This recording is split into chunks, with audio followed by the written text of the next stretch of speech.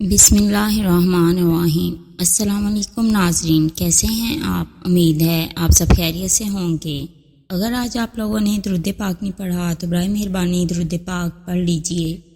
آج کا ہمارا واقعہ ہے تھوڑا سا رزق۔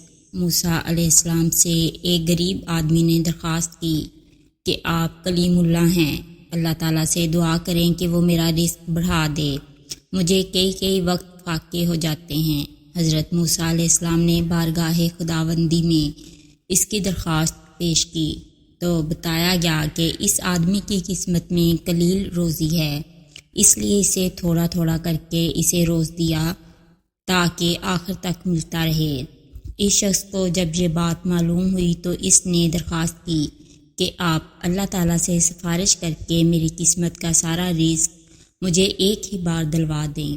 اللہ تعالیٰ نے حضرت موسیٰ علیہ السلام کی دعا قبول کی اور اس غریب شخص کو تمام زندگی کا رزق ایک ہی بار مل گیا۔ اس شخص نے فوراً لنگر کھانا کھول دیا اور اعلان کر دیا کہ جس شخص کے کھانے کا انتظام نہ ہو وہ ہمارے لنگر کھانے سے پیٹ بھر کر کھانا کھا سکتا ہے۔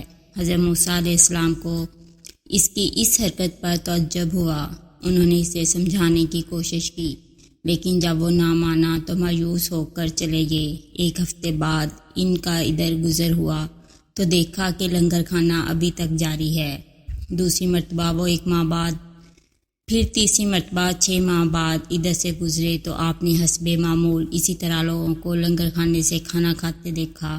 ان کا خیال تھا کہ اس غریب آدمی کی دریا دلی کی بدولت سارا رزق چند روز میں ختم ہو جائے گا، مگر لنگر کھانا ابھی تک مسلسل جاری تھا۔